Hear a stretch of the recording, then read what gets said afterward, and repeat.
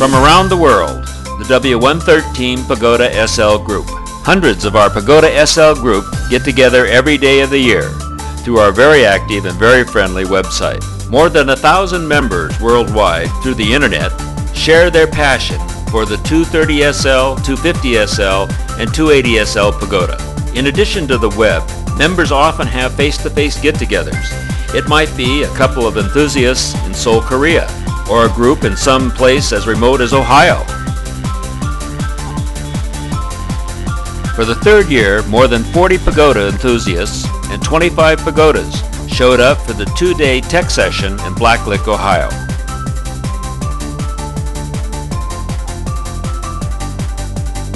People came from several different countries and from across the U.S.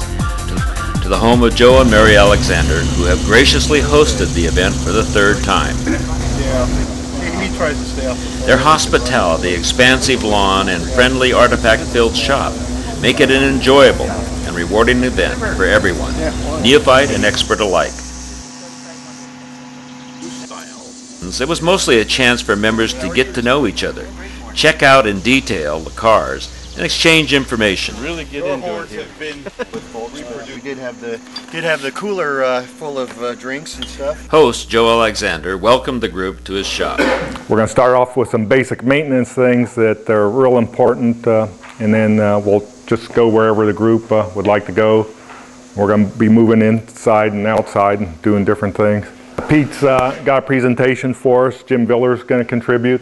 And a lot of you guys have become experts in your own right. If you were involved in a project on your car, like Michael's horns, we'd really like to hear from you guys. It's one thing to read it on the website, but when you could see it and touch it, has that much more impact. Jim Villers led a discussion on springs and shocks. And it also provides the softness of the ride.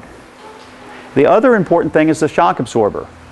And the shock absorber is one more of those magic things that nobody really gets too far into.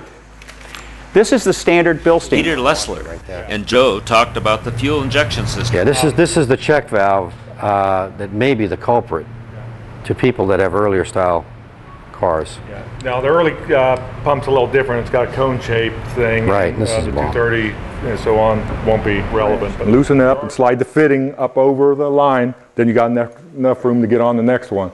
So if you do it in sequence, you can just use a We are always in awe of Joe's knowledge and skills, but you have to really appreciate his creative and artistic genius in building this technologically sophisticated fuel injection testing device. Following up on Peter's earlier injector system presentation, Joe gives the group a practical how-to demonstration.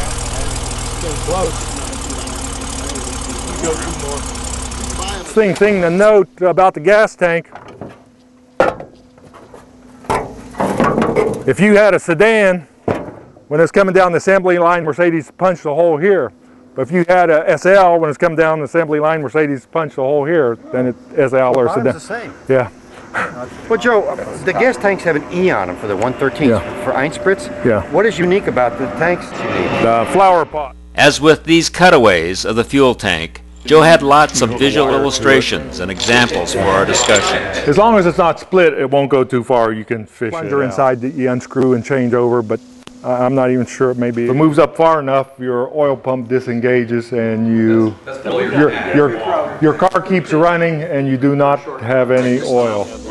A big part of the 2 days was learning from one another, exchanging information from our own Pagoda experiences. Well, that's really heavy there. Yeah, that never rusts out. No, never. People say that people have told me that these cars will break in half. They will not, because that transmission tunnel. That part is the strongest part of the car. Absolutely strongest part. I put a little. It's incredibly simple to put a headlight warning chime in here that just wires right into the fuse box and doesn't connect the wiring at all. But it's just a little. Do you have the cruise control on here now? Yeah. Oh, you do. I got to see that. And then it picks up the speed of the vehicle from your coil, the negative coil. Great. Yeah, it works great. Huh? Yeah. Johnny. Everyone appreciated the chance to pick up one or two small treasures for their car. You got to get one out of a 220, 250 SE coupe. Filming the feeding frenzy. Understanding not only the technical aspects of the cars, but every detail and nuance make each car special and distinct for the Pagoda enthusiast. You ever see one of these, Dick? Original sales receipt for one of these? Becker radio, $219. I wouldn't pay that even on eBay. If he had paid cash, it would have been $7,500. But he decided to finance it, so it turned out to cost him $8,300 and a payment of $133.95 a month. Isn't that something? Looking at the detail and work in these cars, participating in the presentations and hands-on demonstrations, and exchanging Pagoda war stories helped everyone not only gain technically, but develop an even stronger bond with these cars and the people who own them. Saturday evening, everyone drove to Rod and Kim Masterler's home for a barbecue. Getting there was a challenge for some of the directionally impaired of the group.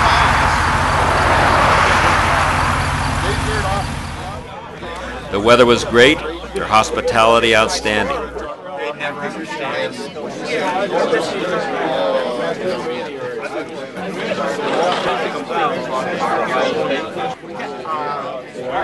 Everyone had a great time. We started Sunday with a fantastic drive-by to show off the cars.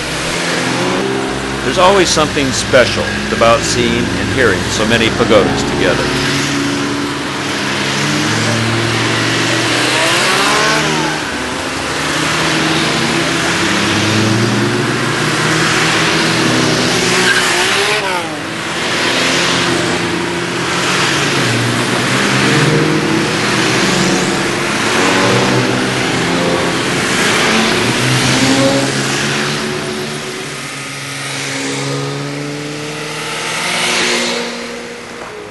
If there are people who are interested in getting a little bit more involved and maybe doing some things that... Back in the shop, Case Klomper, president of the w113 Pagoda SL group, gave a brief update on the activities of the group and what to look forward to in the future. We need all the help we can get in coordinating that and making sure it stays on the road.